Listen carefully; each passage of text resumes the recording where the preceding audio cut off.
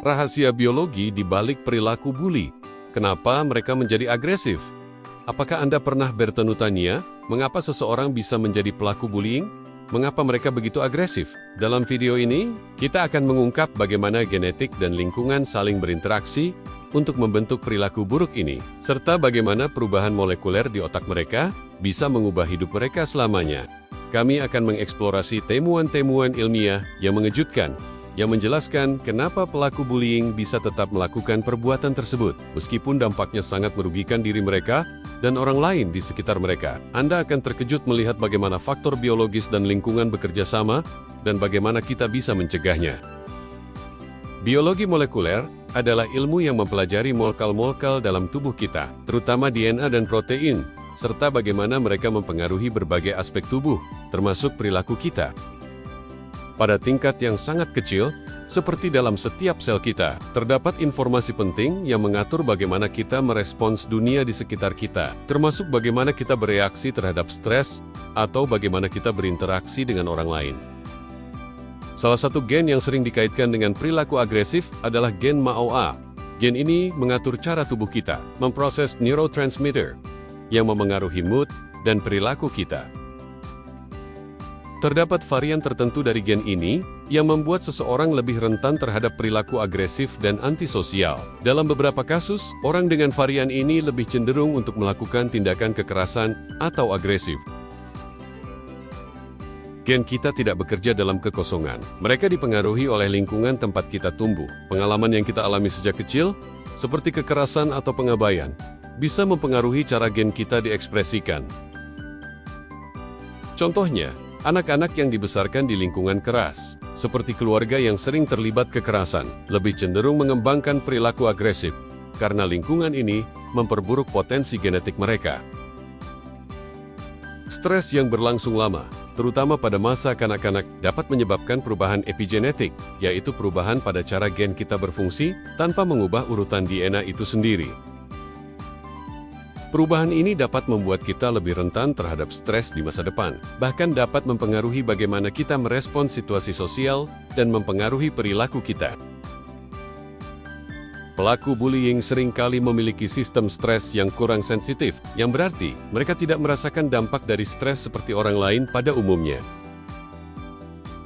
Sistem mereka seolah-olah kebal terhadap tekanan, yang memungkinkan mereka untuk terus melakukan kekerasan tanpa merasa terganggu secara emosional atau psikologis.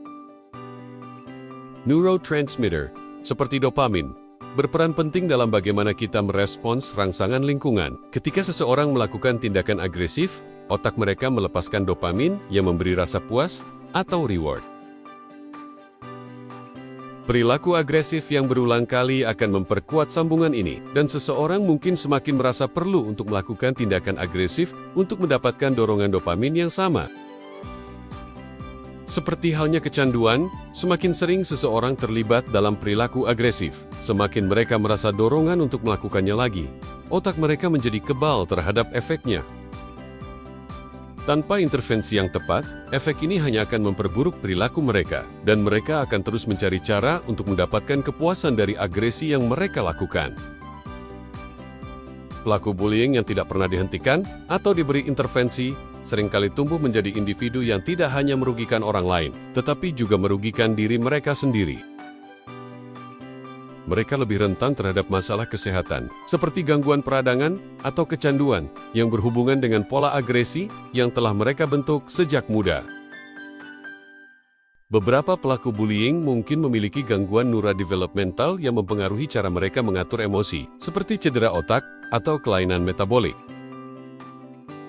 Kondisi-kondisi ini mengganggu kemampuan mereka untuk mengendalikan impuls dan membuat mereka lebih rentan terhadap perilaku agresif.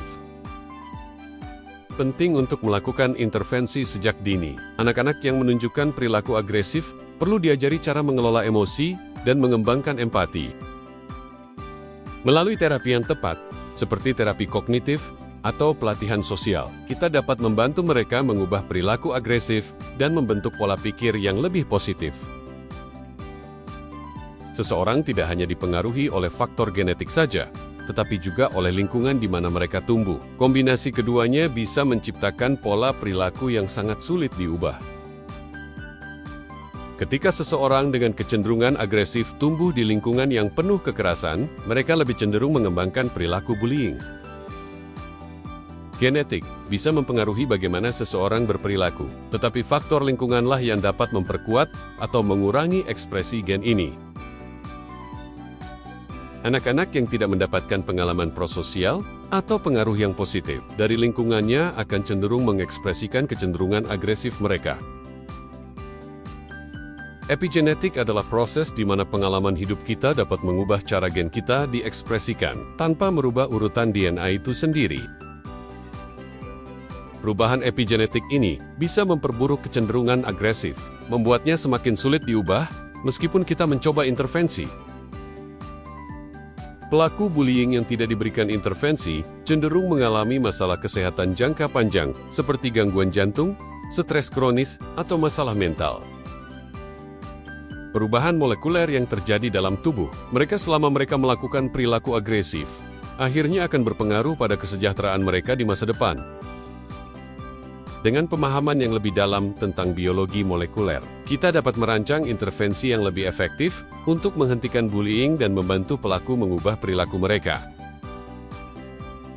Melalui pendidikan yang mengajarkan empati dan terapi yang tepat, kita bisa mencegah terjadinya bullying lebih lanjut, serta membantu pelaku menjadi individu yang lebih baik. Yuk, mari kita sebarkan pengetahuan ini. Bagikan video ini kepada teman dan keluarga Anda untuk membantu lebih banyak orang memahami biologi di balik perilaku bullying, serta bagaimana kita bisa mencegahnya dengan intervensi yang tepat. Jika Anda merasa video ini bermanfaat, jangan lupa untuk like, share, dan subscribe. Bergabunglah dalam gerakan untuk mengurangi perilaku bullying dengan meningkatkan pemahaman kita tentang biologi di baliknya. Mari kita sebarkan pengetahuan ini dan ciptakan dunia yang lebih empati.